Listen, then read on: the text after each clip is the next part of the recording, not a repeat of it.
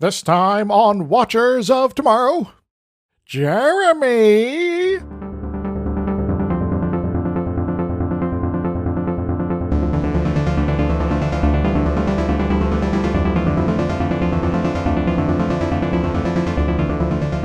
Hello, welcome to Watchers of Tomorrow, the sci-fi review and critique show that's definitely your mother. Stop asking questions. My name is Gep, and I'm joined as always by my friend and co-host Dr. Izix. Hi. And this week, I don't even know. It's about moms and crying and emotions. Get that motion on your ocean. Yeah. Or it's about molecular bonding. Data comes up with a molecular formula that saves the day. Wait. Are you saying that there's bondage in this episode? Yeah, it's the bondage episode. You know Sweet. how they kept trying to put gay stuff into Star Trek in the 90s? And so they decided to go all in here, and we got whips and chains and everything. It's great. Leather straps and a whole swing setup, and they had to you plan a bunch of stuff in the sets to the drills and things like that to secure the lines and all that. Yeah, but most of it was cut, and then we wound up with something about an alien mom. Yes. Which was like a weird subplot to put in a bondage episode, but it's what they wound up with after they censored it for TV. Well, also the main relationship ended up going from Worf with every single member of the crew to Worf and a small child. So it's probably good they cut out the bondage stuff. Yeah, that's true. That would get them in some trouble. Yeah. So this is the episode called "The Bonding." I really hope everyone understands we're making stuff up on that first bit there. Sure. Or they'll be very disappointed in about 5 minutes. Yes. So the bonding. Yes. Apparently not to be confused from a musical album called The Bonding Album. Oh, is it some by John Bon Jovi? It says by Edenbridge. I don't know them. Nor do I. Let's hear Wikipedia. Send us on an aside so I don't have to talk about mothers for too much longer. The Australian Symphonic Metal Band. Released in 2013. Neat. Sounds interesting. Wow, 2013 was 11 years ago. Oh no. Yeah, that's how time works. I'm Getting into that age where every time I talk to friends about something, they're like, wait a minute, that was yesterday, not 12 years ago. I was like, pay attention how time is passing. It's fine. Yes. Stop freaking out. They did a study recently that said one of the key indicators to whether or not you feel bad about getting older is whether or not you feel bad about the idea of getting older. So stop it, and then you'll feel better the older you get, because you're not stopping it. Yeah, I've actually run into folks that are like, "Oh, you're like, that age? That's hot." I'm like, "What?" And then like, bondage. Okay. Anyway, All right, this definitely not Sex Dungeon episode of Star Trek was written by Ronald D. Moore. This is the first first script that Moore put in. He's going to be around a lot more recently after this, but apparently he dropped out of college and gave the script to one of Rodenberry's assistants when he was on a set tour. Huh. And then he was told how to send it through proper channels, and then went on to write many, many more episodes, did all of the expansions for like the Klingon stuff in Next Generation, and he'll eventually go on to be an executive producer and work on DS9 and Voyager. So the real message here is drop out of college. Yes, and go on a studio tour specifically. Yeah. You have to do both of these.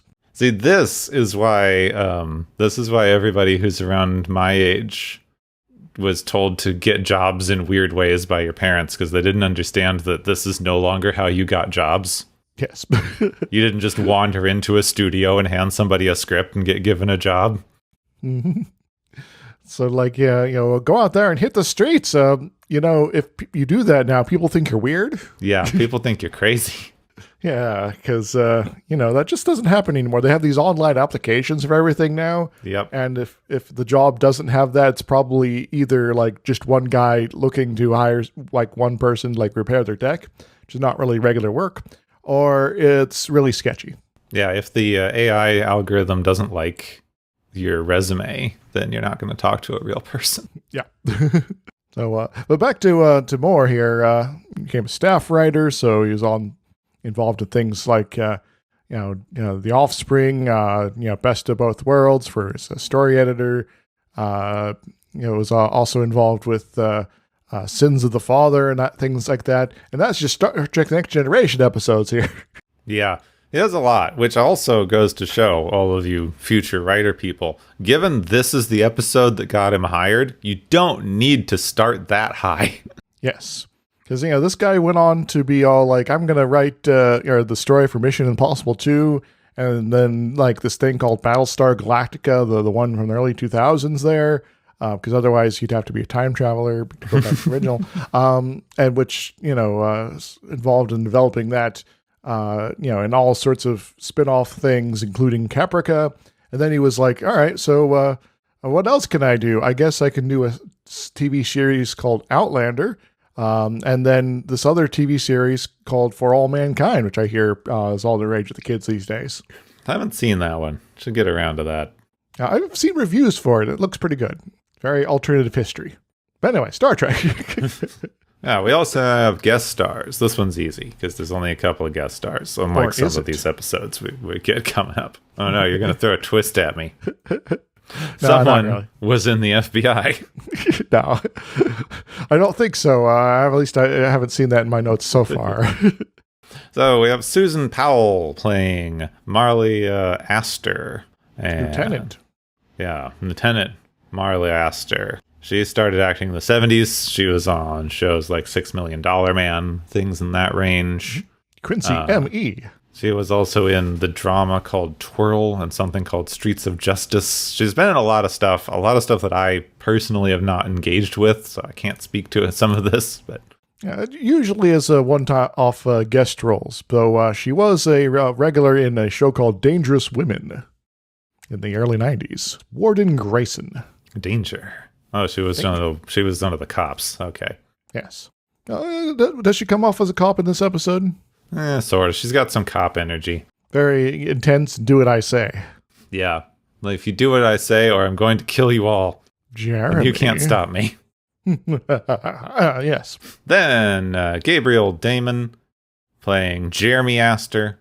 He started acting at age 8 in the series Call to Glory. Call to Glory.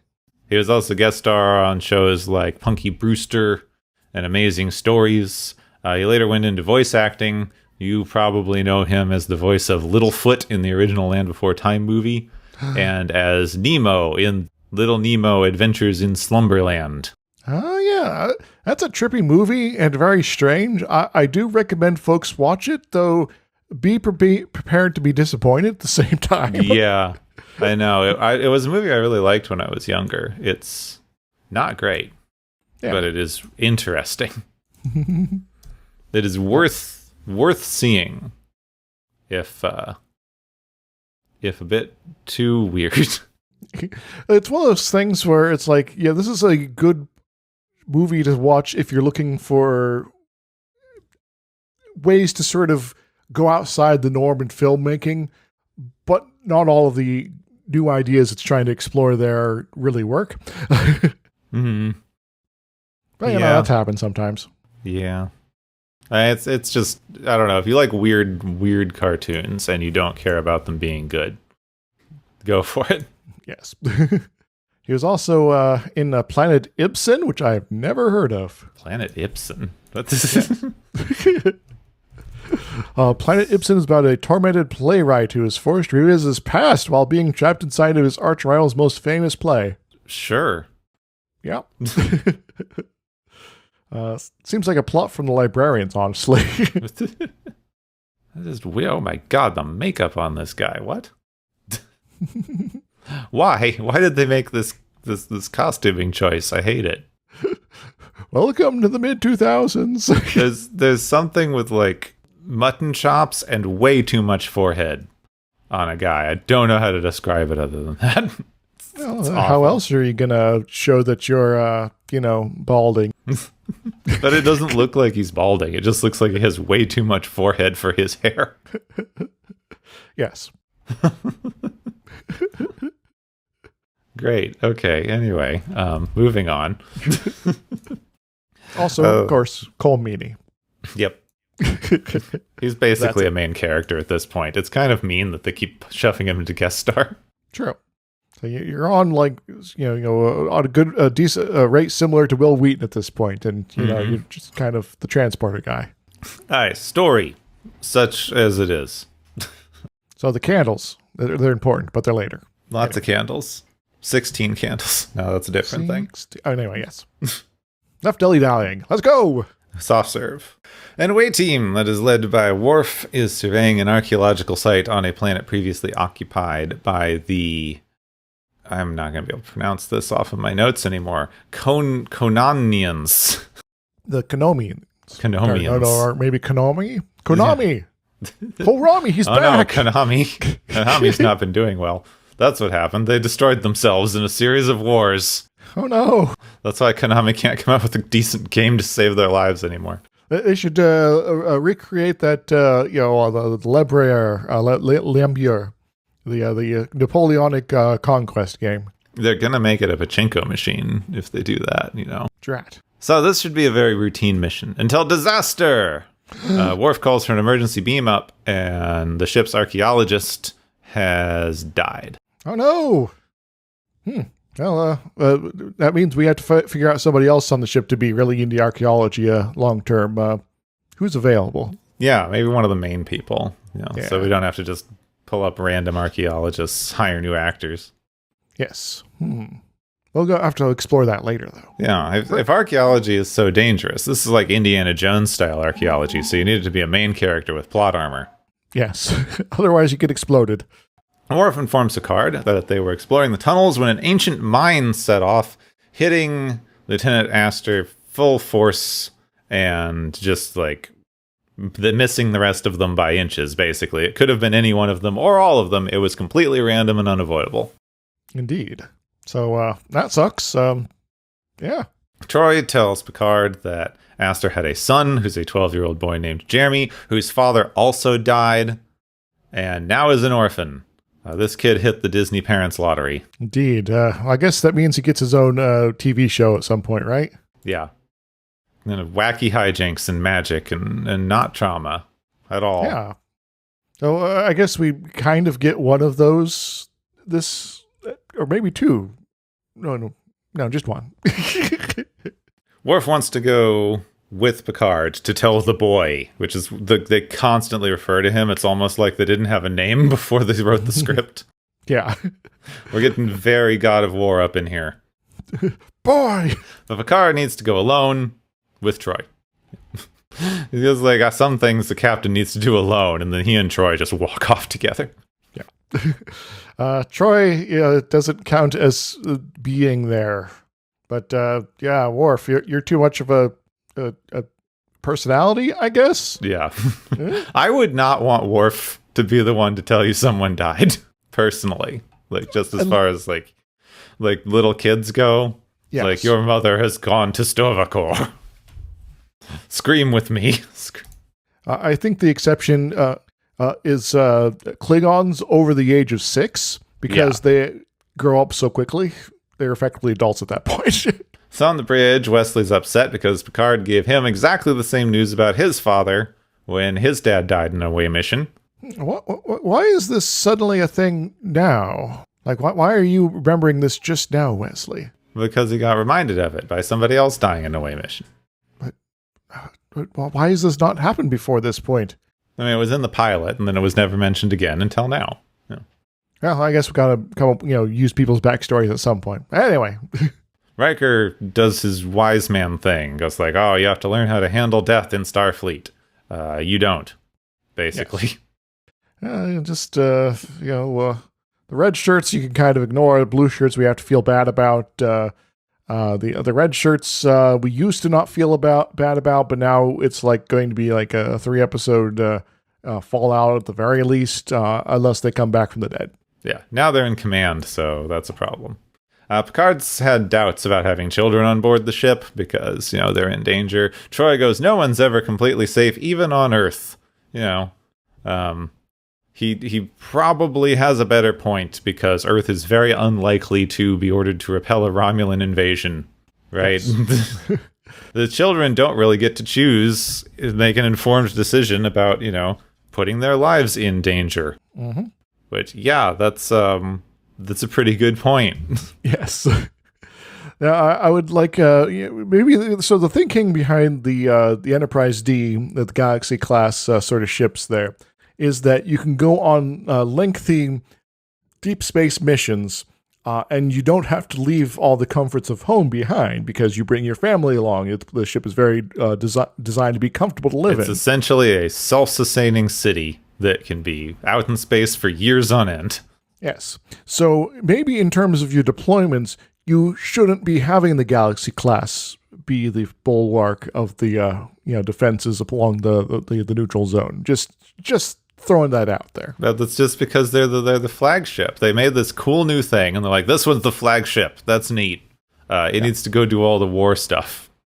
So why not make it do all the peace stuff, which they do a lot of, but, maybe try to keep them out of the war stuff, which I guess they kind of do for Insurrection, but that's the Enterprise E. Yeah. The way that they have basically described this overall is they do everything they possibly can to not be in danger, but being anywhere even in the general vicinity of space is so inherently dangerous that a space kraken is just going to pop out of a wormhole next to you no matter what you do. So there's no sense in trying to avoid danger. Just kind of roll with the punches. So they arrive at Jeremy's school to tell him about his mother. He is incredibly calm and controlled. He's just like, oh, thank you for informing me that my family has died. Goodbye. Yeah. They prepared us for death. We're well prepared for death. Any of us could be snatched up by the Langoliers at any time or something. I don't know. So later, or also, now Data has to contend with death, and Riker is apparently the death expert. Well, he does go on all the away missions, generally, so maybe amongst the crew, he's the one who's seen the most death at this point? Maybe. The Data asks Riker why everyone keeps asking how well he knew Aster, because he thinks that's a little weird. Riker says that it's just a ways that humans are, because you feel slightly more remorse when it's people that you know, and maybe the world would be a better place if we felt losing anyone as strongly. Being a little moralizing here for well, you must you must have more empathy. There we go. Otherwise you're a bad person. Though there is still also that whole thing of if you're mourning about everyone all the time, then you are going to just be miserable, and that also sucks. Yeah. So there's a good reason we have this sort of personalization divide here, that we want to not just let random people all over the world die for no reason, but at the same time it's letting it hit us harder for those we know is okay. So the Forge has been sent down to the planet to figure out what happened, and he found mines, lots and lots of mines that had been removed, disarmed, and put in a nice neat pile. Oh, that's a little weird. So wait, was this like somebody, was setting trying to collect these beforehand, and they'd visit this exact same corner of the planet for some reason, and it just happens they forgot to disarm one of them, and so we have to find somebody and make an OSHA complaint. Seems like no. Seems like they moved them afterward, which is odd because nothing's been alive on this planet for thousands of years. Yes, that is a little strange. Oh no, it's those space krakens. They're messing with our mind. Troy finds Worf, who's being broody because he was in a command of a mission where someone died. He's also very angry because as a Klingon, it's very difficult to take revenge on an enemy that died centuries ago. Yes. Klingons do have this whole retribution thing, just kind of as one of their cultural things. So, that's kind of a harmful thing. And also, if there's not an enemy there actually trying to kill you, in the moment, is it really an honorable death? Which makes sense. It's a good... Klingons would not use mines, and Klingons are mad at mines. Technically they do later, but anyway. So he wants to do the Klingon rite of bonding with Jeremy because they're both orphans and they can be orphans together, basically. Yeah. And it would honor Aster's memory. Troy goes, that's a Klingon thing. This kid's human. You're going to freak him the fuck out, Worf. So maybe take it slowly. Make sure he doesn't have like long-running trauma first, and then we'll talk about that. How about that? Worf ignores this and goes and finds Jeremy, who's watching old family videos. Worf bonds with him a little bit anyway, so I guess the kid is like just cool with this weird Klingon shit. So that's lucky. Yeah. Well, also this kid's kind of on his own now, so having anyone to talk to is probably going to be helpful for him. Especially since Troy has to manage the mental health of an entire ship that has to deal with space krakens, while he's just kind of hanging out in his room watching old videos now, and that's really all he has got going for him. So Troy decides that Jeremy's problem is that he's too calm and he needs to process his feelings because he's definitely really angry and he's not yelling at people about it. Oh, fair enough. I guess this is sort of similar to when that one bit from the and the children shall lead, where McCoy's like, the children, they should be crying. Yeah, because all this cheering is kind of a little weird here, but this is more of a shutting things in. I'm still trying to process and even come to terms with this is a real thing here sort of situation. So it's a little different. Meanwhile, they detect something coming from the planet and heading towards the ship. Troy can't really make it out, but it does feel like some sort of being, but everyone's too emotional. It's messing with their powers. So, there might be some sort of, space alien out there trying to contact us, but it's not super important. We're all being emotional right now. Yeah, Wesley does some bonding with his mom about his dad and being sad. This becomes important slightly later. Whatever's coming from the planet has started connecting with the antimatter. The ship is in a little bit of trouble because, they need that to not explode. So the number one rule of our antimatter supply, don't let it run into anything that isn't antimatter unless we want it to. And 2, don't let anyone steal it. And meanwhile, in Jeremy's room, his mom just shows up, pops out from around a corner. Surprise! It turns out everyone was lying to you for no reason. And Troy detects a presence on the ship. An alien presence? Yeah. So the other mother tells Jeremy that the reports of her death were greatly exaggerated, and it's all going to be okay. They go live on the planet alone for some reason. Yes, this random planet. It's fine, Jeremy. You won't have any friends there, but, it'll be cool. But don't worry about it. Worf shows up and is a bit concerned about Mom. Yeah. He reports the intruder. Picard tells him not to do anything until they get there, which basically means that he just sort of stands around until Picard gets there. Yeah. Are you sure I can't just, shoot her? Because she's obviously either an alien intruder or a ghost, and I'd like to figure out which one it is. Yeah. So they leave on the way to the transporter room. Picard just locks them in those hallway force fields that they use all the time. Yeah. Very convenient. Yeah. Picard doesn't want Jeremy to be taken to the planet, but Mom's very angry and adamant about it. Worf grabs Jeremy, and then Mom disappears. So everyone's quite confused at this point, because there's a kid with trauma and a not real mom. When they get back to the quarters, it's his house from the family videos. Yeah, maybe we should go somewhere else in the ship for the time being, because this is getting weird. Troy continues to try to convince Jeremy it's not real, but Mom pulls out her ultimate secret weapon, the cat. Calico cat, too. Dun, dun, dun. So, now he won't leave. It's like, oh, well, the cat's good enough for me. Also, I can't remember. I'm pretty sure that he calls the cat a boy at some point, which is impossible. Well, it is a calico cat. Yeah, it is technically possible, but male calico cat's got a thing called Klinefelter syndrome, I believe it is, which means they have a weird gene combination in terms of their X and Y chromosomes. So 2 X's, 1 Y. Though there is a few that have an exception to that. So maybe they've just cured that in the future. Maybe. When calico babies are born, they make them better. Maybe. So genetic engineering on cats is fine. Humans, not so much. Got it. Yeah, they make super pets all the time.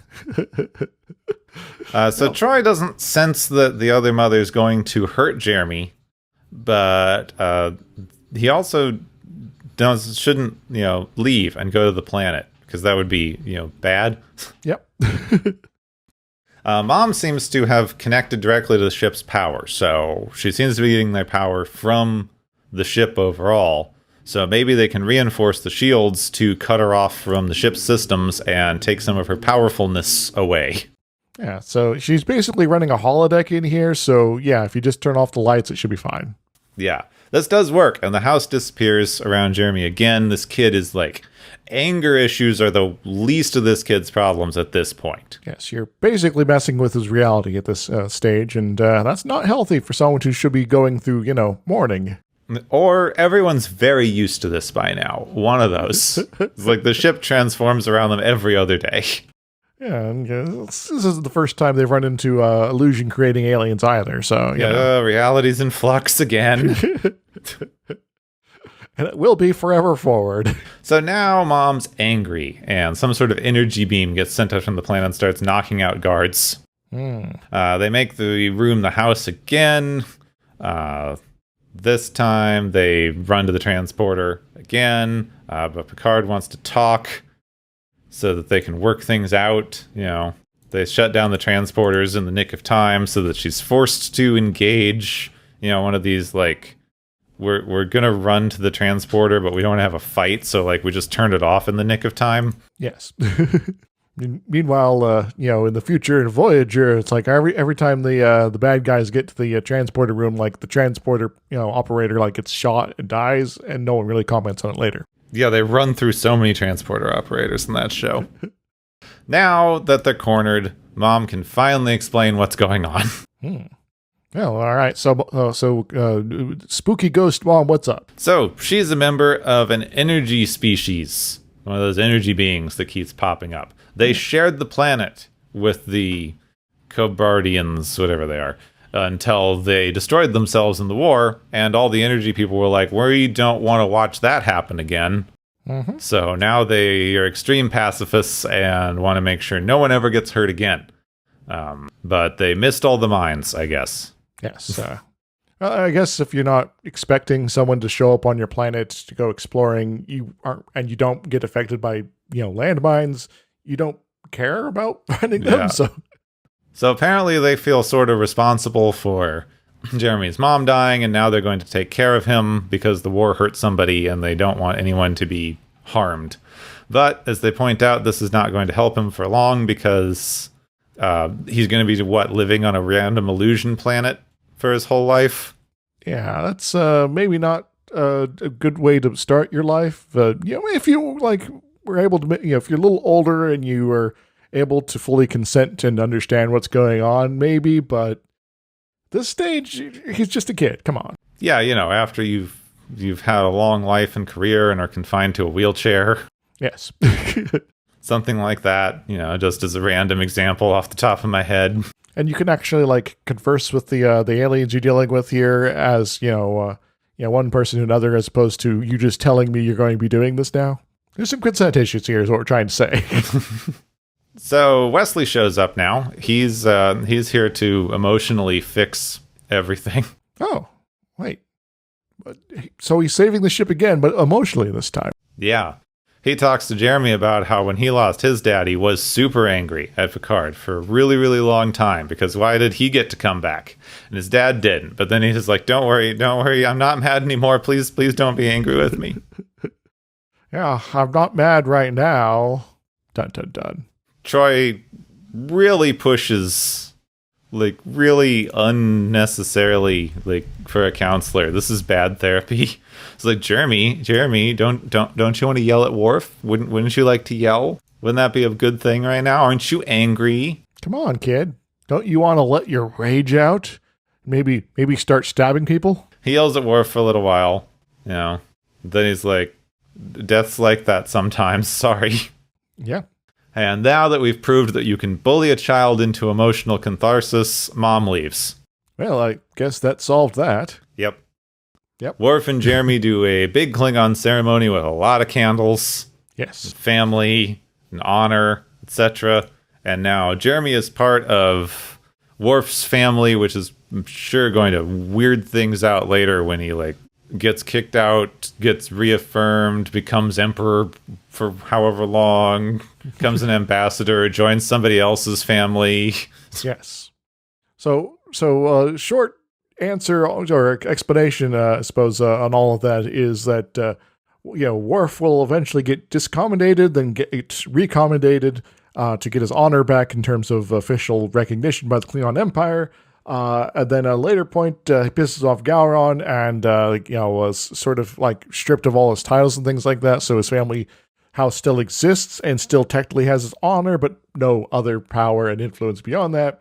And then Worf is like, well, this sucks. And then Worf's brother, which we haven't met yet, he's like, I don't want to be alive anymore. And they figure out a way to make him still be alive, but not his brother anymore. And so Worf is basically on his own as the last member of the House of Moog, except for secretly Jeremy. And then Worf joins Martok's house, which means that Jeremy is the inheritor of the House of Moog. So if it's ever restored in terms of its titles and things like that, he becomes like a Klingon Duke or something like that. Yeah. It's very weird. Yes. But, we'll never think about this after this episode again, as far as his connection. I just wish he'd showed up one time in DS9, just on the Klingon ship, just hey, it's Worf's other sort of kid. Who's treated as his brother, but not. Anyway. See, that would be great for Alexander's DS9 arc if this kid was just showing him up. This random human who's technically in a Klingon house is a better Klingon than Alexander. Yes. I am Jeremy of the House of Moog. I'm Alexander Vershenko. And that's bonding, which I don't know. I feel like I kind of flubbed my way through this episode because it's so boring and so little goes on and it makes no sense. Well, it is. Well, I think one of the problems was probably down to Gene Roddenberry, because this episode is originally supposed to be a fairly different one with similar themes. Because the original idea was apparently Jeremy, instead of running into space alien mom, was going to find himself on the holodeck and just recreate his life with mom there. And the whole, the episode would be about trying to convince him, you need to kind of move on, kid. This is not a healthy sort of coping mechanism. But instead, no, we have to have, outside alien, because apparently, according to Gene Roddenberry, children are A-okay with, death generally. So, Yeah. No one cares when their parents die. Yes. It's just these things happen. And, that's why Jeremy's first line in this episode is, how did it happen, sir? It's just the most stilted, this is not how you write children sort of line ever. and so, this was the emotional heart of this has had to go through several iterations, apparently, because Gene Roddenberry's rule is law at this point. Yeah. Yeah. He could still come in and make weird executive decisions. And so we got a situation where, there's some good discussion about, feelings and, anger, things like that. That's kind of undercut by Troy's insistence that everyone be angry all the time. But beyond that, there's just kind of a lot of going with the flow and padding. Yeah. Yep. The whole, spooky mom situation doesn't really even start until halfway through the episode, as is. And it makes a lot more sense as you need to let go and do your emotions and whatever to have the kid or whoever it is actually move on from holding themselves back instead of needing to convince some random third-party alien that the kid is ready to move on. Yeah. And, so I guess there's, maybe something to be said about a story where someone, externally tries to, mess with someone's mourning process. But, having it just because the aliens doesn't understand how mourning in humans works like at all is just really awkward. Mm-hmm. Yeah. You think that, But the humans don't understand how mourning in humans works. So, and Deanna Troi especially doesn't. So, you can kind of make a weird. You can kind of make a weird excuse in the like telepath thing, where it's like, I know what the kid is feeling and he's not expressing it, but the expression of emotion is not the same thing as dealing with it. Yeah. Like, if you're angry and you just yell about it, that's not really the same thing as dealing with the thing that you're angry about, or figuring out why you're angry about it, or changing your situation so you no longer have to be angry about it. Indeed. I guess our current world is a good example of people being angry about lots of things, but being very bad at dealing with it emotionally. Mm-hmm. And, sometimes it leads to terrible outcomes because, just I want to lash out at people as opposed to, learn to chill and get along with my neighbors. This is a particular issue. I don't really know what to call it, but there's a general assumption that we know how people should be reacting to various situations emotionally. Mm-hmm. And if they don't do that, then we treat them with a weird amount of suspicion, either in a case like this, where it's like, you haven't actually dealt with the thing that happened to you because I haven't seen you react in the way that I think you should, or even in cases where we will full on disbelieve something bad happened to someone or treat them with extra suspicion because they aren't reacting in a way that we feel like they should. Yeah. When one of the key hallmarks of terrible traumatic things happening to people is that you will have strange, possibly counterintuitive reactions because weird, terrible things are suddenly happening to you. Yes, you're being thrown out of your norm and kind of being forced to, process stuff that you weren't really not expecting to have to work about at all. So I heard this very good example a while back that it's kind of the emotional equivalent of when you unexpectedly and surprisingly are put in a massive amount of pain, and for some reason that just makes you start laughing uncontrollably for a bit. Yeah. Which is pretty common and definitely counterintuitive, but it's just like you suddenly don't know how to handle an overload of sensation, and you pick the wrong thing. Yeah. Heard it, the fight or flight response, but there's also different Fs in there. Some of them which are a little bit more, going back to that bondage thing. Yeah, freeze, freak the fuck out. Flirt, and there's not a really good F for laughing, but funnies. Yeah. But so I've technically been in a car accident where I was in charge of the vehicle, but it wasn't about my fault at all. It was a case where I was rear-ended because the person behind me stopped successfully, but the person behind them did not. So the damage to my vehicle was minor compared to the guy behind me, but it still resulted in a bit of a shock and not whiplash or anything like that at sort of extremes, but definitely a moment of holy crap, am I alive? Am I safe? Am I in pain? And just kind of being in that thrown out of my norm situation, I found myself, once things were past that initial sort of shock moment, finding myself laughing. Yeah, it's like, holy crap, that happened. What? Why am I laughing? I don't know what's going on. Oh. And yeah, so it was. It's that's something I could very much compare my own experiences to. There we go. It's sort of I think it's kind of an older mode of therapy, a little bit of like we just want the therapist to be a random expert and tell you how you're supposed to feel in the situation. Well, you're the professional. You should know everything, right? So we wind up in, something like this. I know that you haven't dealt with this as a emotion because you haven't yelled about it properly, or you haven't done whatever I feel like you're supposed to do. Why are you not crying? Yeah, basically. Yeah.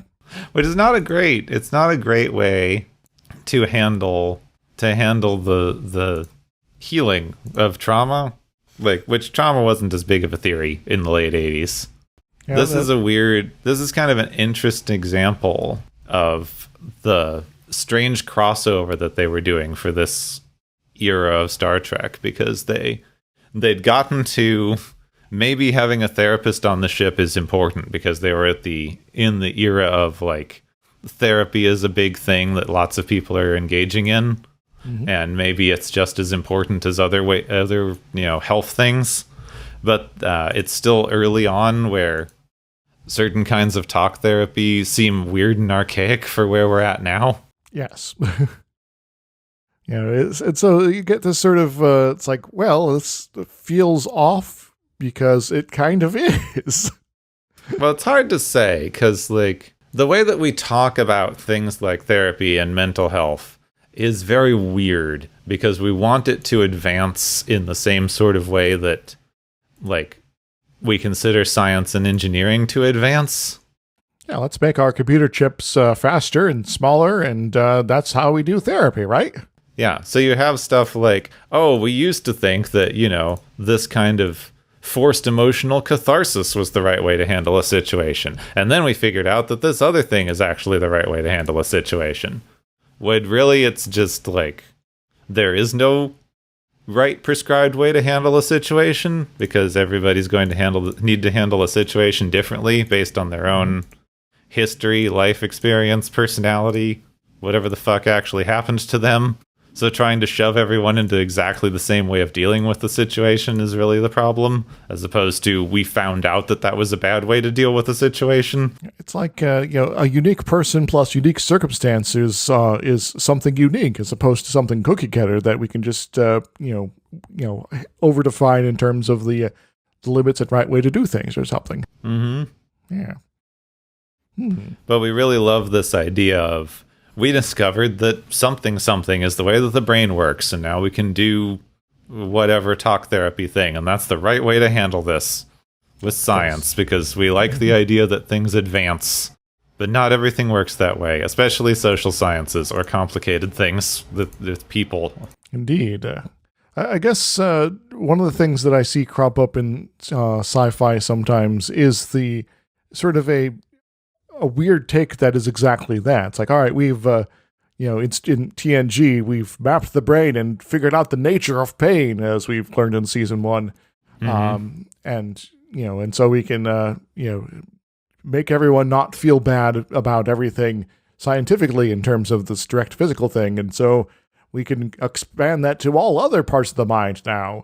We have formulas for pain. We have formulas for emotions. We have, models to depict exactly how everyone's going to behave in all situations, and suddenly it starts feeling a little algorithmic-y. Well, you kind of have an interesting thing because we didn't hit that quite as hard by the time Next Generation was wrapping up, because it went into the mid 90s when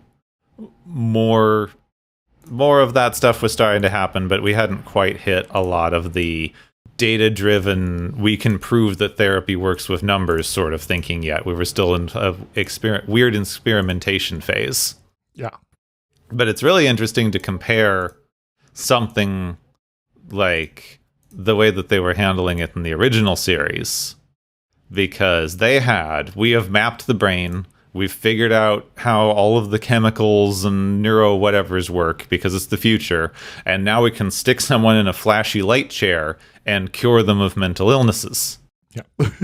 And TNG, while they're still like, we have mapped the brain and we understand pain and neurons and stuff in a way that we can't now, they'll still get onto this thing. It's like, oh, we've mapped every facet of the brain and every connection, and we still can't find the truth of human emotion because it is a large mystery that we can't demonstrate with science.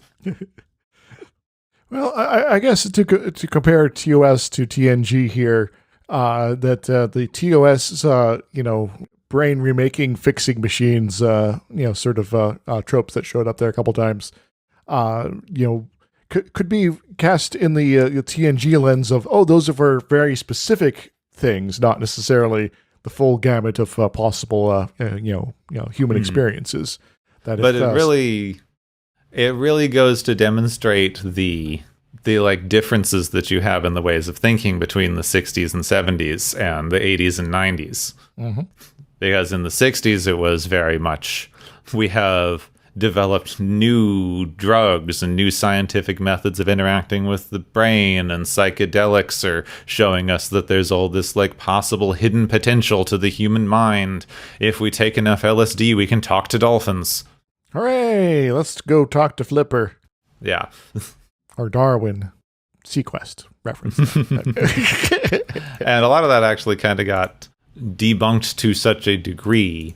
Like a lot of the weird, like not really research psychedelic stuff got debunked to such a degree that it kind of actually put a weird stain on psychiatric medication as a discipline, which is one of the reasons that they're so hard-assed about everything now. Mm-hmm. Yeah, we need not just the prescription, but your doc's going to be very hesitant to hand things out unless you check mark all the boxes on their form on this thing to prove that you have ADHD or something like that. Well, not even that. We hand that stuff out like candy. But on some of the research side, we're like, we need to be able to like have you fill out a form, and the form proves that your mental health improved because you changed the number 3 to a number 5 in this arbitrary category. That's completely subjective, but we're going to have numbers all the same. Yeah. I mean, we're handing out antidepressants and antipsychotics like candy, but try to get a psychotropic in a way that's like been mostly demonstrated to be helpful nowadays, and it's still illegal in every state. It's slightly decriminalized in one state, and they've decided to go back on that recently. Yeah. So I guess there's not really any progress there, I guess. Yeah. I'm not personally looking to be on LSD or anything like that, but it is, I do generally want folks to be, able to research these sort of things, because just having a stigma on for this being this is now bad is not a very good reason to just blanket ban something like that. So. Yeah, you should be able to do what you like. I know I can come across like I'm very anti things because I have a dim view of the way that we handle mental health and the way that we push drugs on people to solve mental health problems without having to actually engage with the problems surrounding them. But if you want to take stuff, if you feel like it's helpful, go ahead. I think we should have less gatekeeping on anything you want to take. Just have someone around that can help you do it safely and responsibly. Otherwise, like, go for it. You want to take this thing because you think it'll make you feel better? Go for it. I don't care. Yeah, maybe if they want to have strict restrictions, have an official buddy system that it's like, all right, so you're going to take this and the psychotropic here, and you need to make sure you have this person present the entire time you are under its effects, and as such, they sort of become your responsible party in those situations. And so they can, have some responsibility to make sure that you are doing it safely and all that. And that might actually be a solution. I'm not saying it's a great solution, but it is maybe something if people want. We already have a pretty good thing. Like we know this. The more you deschedule stuff and the more you legalize stuff, the more you have control over how it's made, the more you can inform people how it works and how to engage with it safely. Like, we just need to do that. If you switch more things to an informed consent model of care, then you can go and say, I would like to try this thing. And they go, okay, here's all the information we can possibly give you about it. Do you still want to try it? Cool. Here's how to do it safely. Go nuts. Yes. And, you'll have a proper measured dosage. And so you don't, try it, the supply from the street dealer, which could be from, 1% effectiveness to more than you can probably want to deal with. And that will be, generally a better time for everybody, I think. Mm-hmm. And plus, personally, this is maybe a very selfish reason, but if there's more narcotics out there that people could get to enjoy that didn't produce smoke that I'd have to breathe in, I'd be happy. Because I just smoke, tobacco, pot, whatever. It's just bad for me. So anyway. So anyway, that's a big aside, but there's nothing else to talk about in this episode because there is it's a little silly. Technically, something else. What's your feelings about landmines, Gapwin? They're bad. They're very bad. Yeah. This episode kind of demonstrates why they're very bad. That they are objects that are intentionally hidden in order to be dangerous to an enemy force in a conflict. And as such, they kind of need to be hidden to be most effective. Otherwise, it's like, oh, I see a big cylinder out there that's going to explode if I go near it or touch it or anything like that. Maybe I should lob something over there to cause it to explode while there's nobody in, threat of range. So you hide it in terms of, effectiveness here. And then you, after the conflict over, hopefully come back with a map of where you buried all these things, you remove every single last one of them. And that totally happens, right, Gapwin? Yeah, everybody goes and cleans up their mess after a war because it would be responsible. Then it'd be mean not to, because then random people you're not at war with would die from landmines. Yeah, like small children who, are looking for a place to play, or, just someone going for a nice leisurely stroll through a forest or something like that, or a farmer who's like, oh, the conflict's over, I can go back to my fields and I'll get my tractor out and start tilling some stuff here, and oh no, me and my tractor have now gone explodey. Yeah. So landmines have actually been, sort of a thing for a very long time, actually. If you want to go back to like sort of the primitive idea of like setting dangerous traps and things like that for against an enemy force, you can go back to like Roman times where it's like, we're going to set up caltrops, like big ones. So if you're having a whole army come through an area, there's a whole bunch of these things down, they're going to hurt somebody. It's not, not explosions here. You kind of have to wait until you actually invent gunpowder before that really becomes a thing. And so, 14th century China is like, all right, we're going to actually kind of invent landmines, and you're going to be sort of set off by trip wires and things like that. And, you could suddenly be on fire, and that sucks. But over time, the technology of these things has become more and more sophisticated. So like the 14th century ones is like, yeah, this is like a small explosive sort of shoot oil at everyone around you while everything's being set on fire sort of situation. And the way you sort of build these things are, kind of been all the easy to disable through the use of time sort of stuff here. Like the materials you're using in decay and things are going to leak out, and it's going to become effectively dud in a reasonable amount of time. Meanwhile, our more modern things, it's like, we've built a metal can that can effectively last for decades, if not centuries. So, these things are going to be a problem potentially for generations to come if we don't get rid of them. So, maybe we should not use them so much generally, maybe? Yeah.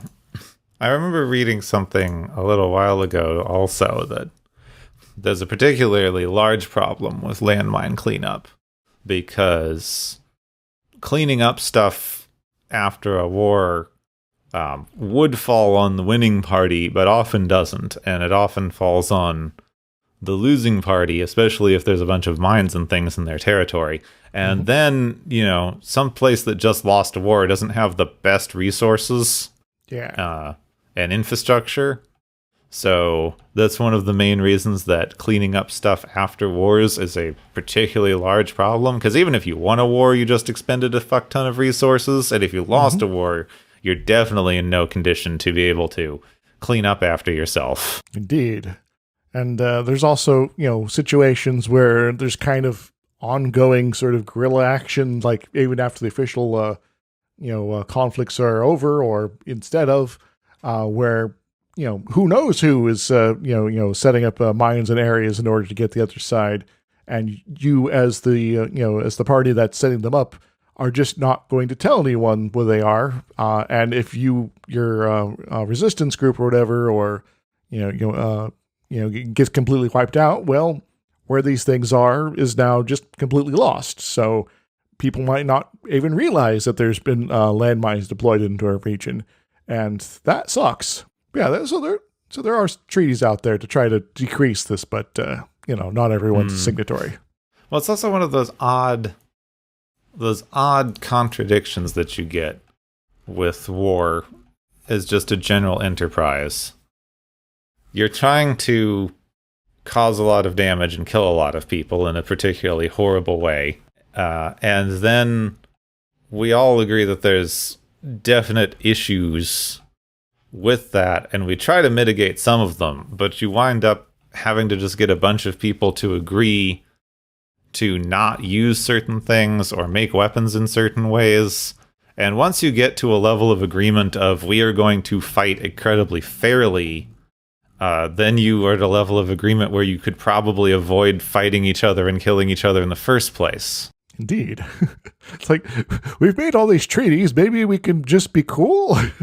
Like, if you're going to sit down with a person that you're going to go try to kill, thousands of citizens of their country and say, let's all agree on these ground rules before we go start killing each other, at that point, you're probably pretty close to not killing each other anyway. So the general issue is pretty self-reinforcing. If you're at a place where you can agree to do it in a way that's not going to hurt anyone, then you aren't going to hurt anyone. Yeah. So I suppose it shouldn't be a surprise that a good chunk of Europe at this point has decided, we're not really going to be using much of these anymore. So, so at least as far as anti-personnel landmines goes. And surprisingly, like all of South America, good chunks of Africa and Southeast Asia as well. Africa has had some long-running problems with mines. And so maybe the folks there are like, we're kind of tired of dealing with this. And so, Something that is somewhat interesting. It's not a solution by any means, but I find it very interesting that one of the best ways we've found overall to find and clean up landmines is trained rats. Go forth, Squeaker! They're light enough to not set off landmines, and they can smell the chemicals in them. So, see where they're headed off, and if they do their thing, and you guys like, let's go check that out. Yeah, you can train them to find mines, and then go deal with them. Which I just thought was kind of interesting. It's by no means a solution, but it's quite interesting. And there's also a reason I, mentioned specifically the one treaty, I guess bunch of treaties technically, seeking to eliminate anti-personnel landmines. There is also like anti-tank landmines, which are designed to go off not when a person steps on it, but when like you roll like several ton tank over it, which tend to be safer for people, but aren't necessarily so. Yeah, sort of. But for a while, because like all things, they will degrade eventually, and then possibly just go off randomly at some point for no reason. Indeed. So, that's still a problem. It's just they're trying not to be as bad, I guess. So, there are ways people are trying to mitigate this problem, but there's also countries and actors in the world that are just like, we're not going to really, think about banning this at all. Because, we're invading Ukraine right now. And so our lines are a little precarious, and we want to make sure the Ukrainians don't get any, good reseizing of their own land here. So we're going to put up a whole bunch of landmines there, said Russia. Well, like I said, if you can get people to agree not to do the things, then why are you at war? And then you got like North and South Korea in the U.S., and yeah, there's lots of landmines on the DMZ there. Just tends to be one of the sorts of places that you find a lot of things. There's also a bunch in Cyprus. Yeah, one of the dumbest but still kind of amazing James Bond action scenes when they're riding hovercrafts through the demilitarized zone over a bunch of landmines. The DMZ there is an interesting place because it's kind of become a wildlife preserve because nobody wants to go in there because they'll explode. Well, as long as the deer or whatever is in there doesn't blow itself up. Yeah. So yeah, landmines, they kind of suck. So if you can get away with not using them, don't use them, please. If you can't get, if you must use them, then maybe figure out a different line of thinking in terms of your military planning.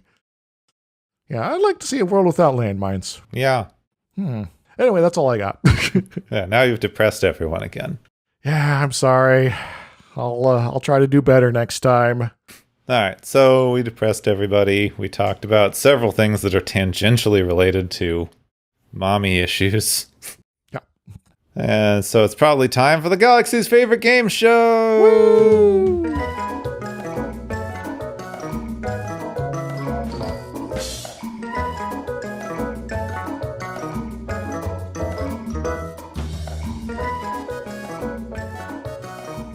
Hey everybody, welcome to the Galaxy's favorite game show. We got various prizes to hand out. Not a whole lot of points this week because it's kind of a slow episode, but that's how it goes. So let's start handing out our prizes here for the high scores. The first one is the Fooled You prize, which goes to Alien Ghost Lieutenant Astor for generating a whole new set for Jeremy to have fun in. And, a cat, I guess. What does she win, Gipwin? Ghost Astor wins a job as the holodeck. She seems to be able to do it with less, power. So, then just keep them on board. They do holo recreations. It becomes a whole, ghost economy. Indeed. In fact, maybe the Federation should, just kind of abandon holo technology generally and just, hire these aliens to come on their ships and, provide, the same sort of effect. And you don't have to worry about holo malfunctions because these aliens are apparently super ethical about everything. Anyway, our second prize is the Klingon Candles prize, which goes to Worf for giving us perhaps one of the first instances of Klingon rituals of vital importance this week that we'll run into over the next forever in terms of Star Trek goes. What does he win, Gepwin? Worf wins an artisanal candle business to sell all of his handmade Targ flesh candles with Klingon scents like war, blood, suffering, pain, honor. Yes. So Worf, you're gonna be hitting up the candle, market nice and strong here, and everyone's gonna have a good time trying to figure out what goes into these things. Actually, anyway, our final prize is the Wonderful Hostages prize, which goes to Jeremy for effectively being this. After all, he loves his mom, so it's clearly totally cool to beam down to a random planet and only kind of question it until everyone else shows up. It's like, yeah, and actually, this is a bad idea. What does he win, Gepwin?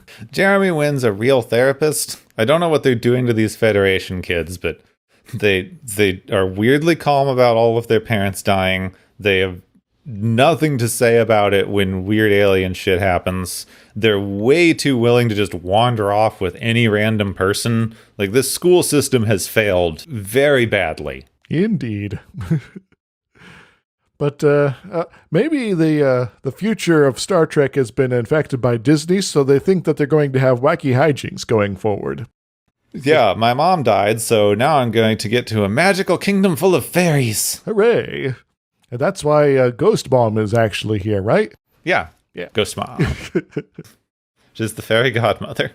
That's all I got for this week, Gepwin. Feel free to take us away.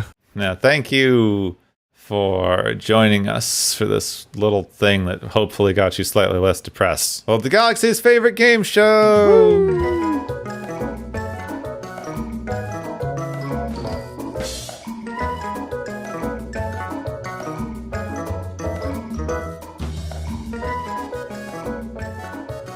So, speaking of landmines, Yes. next episode. Yeah, next episode is going to be one of our 10 episodes, which means that we're going to do movies instead because we get bored talking about this show all the time. Yep. Well, not really. We just want to keep things fresh and give people something that they can listen to that's not like episode 4,000 of a series, you know? Yes. So change it up. Give us a freshness and keep us down with the freshness. Wah! So, next time, I've decided that we are going to continue our apparently out of order look at one of the strangest sci-fi film directors ever, for all of his weird American movies. We're going to continue with our look at the work of Verhoeven, because we did Total Recall before, and now we're going to go all out of order because Total Recall was somewhere in the middle somewhere. Yeah. Later is like Starship Troopers, and earlier is this one. Yeah, we can watch Showgirls. Yes. Yeah, which if you've seen that, that definitely does not happen on Earth. I don't know what that is, but it's definitely some sort of science fiction. Maybe some sort of science fiction double feature. Anyway, yeah. Yeah.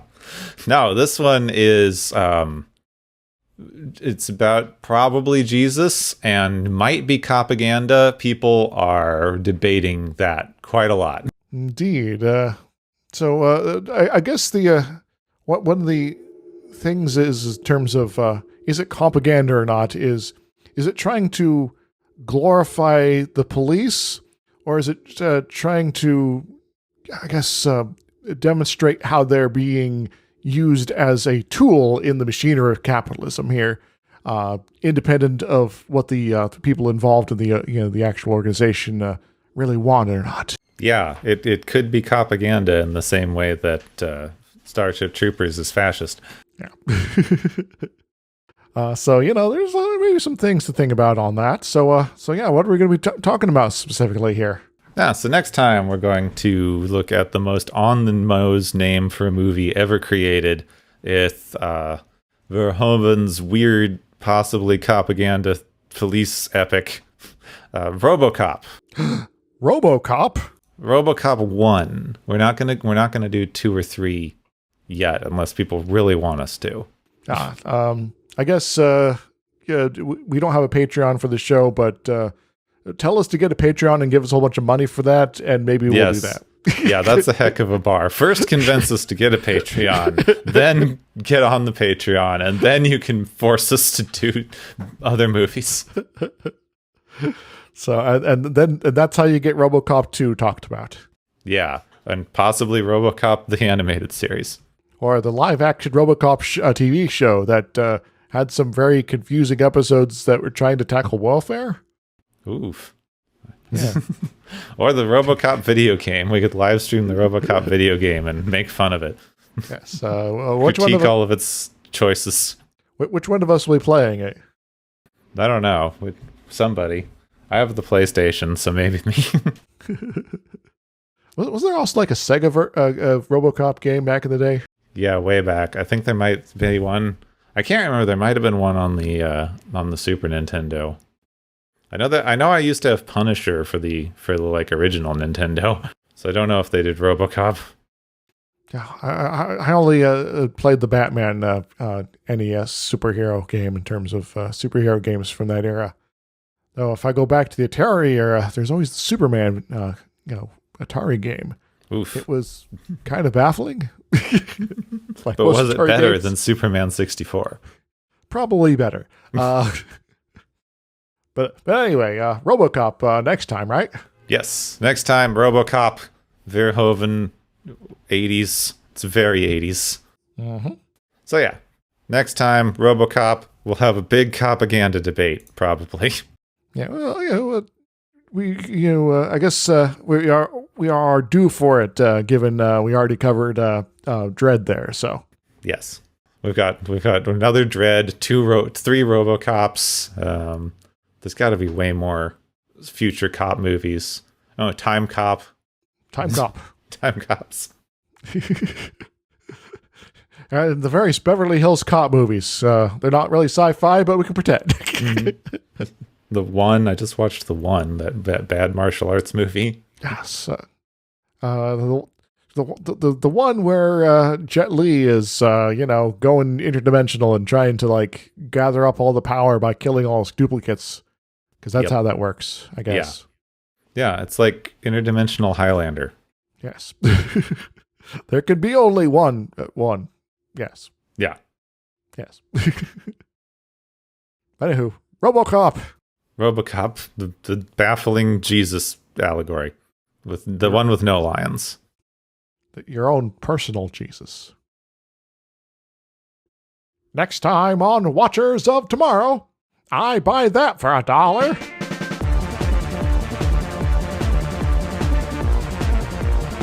You have been listening to Watchers of Tomorrow, a podcast on science fiction media. Find and follow Watchers of Tomorrow on Podbean, YouTube, Spotify, iTunes, Google Play, Stitcher, Pocket Cast, Spreader, Digital Podcast, and perhaps many more to come. If you enjoy our podcast, make sure to subscribe for more. And where possible, make sure to rate your experience or leave us a review. You may find Gepwin on youtube.com/Gepwin and Twitter @Gepwin. You may find me, Dr. Isix, on youtube.com/Dr. Isix and Twitter @IsixLP. Music is Waveform and Mori's Principle, both by DRKRN. You can also check out the Watchers of Tomorrow Discord channel. Make sure to share the experience with your friends, family, enemies, and alien overlords. If you feel you are suffering from transporter syndrome, please be aware that the next time you step off the transporter, that you, that is now, no longer exists.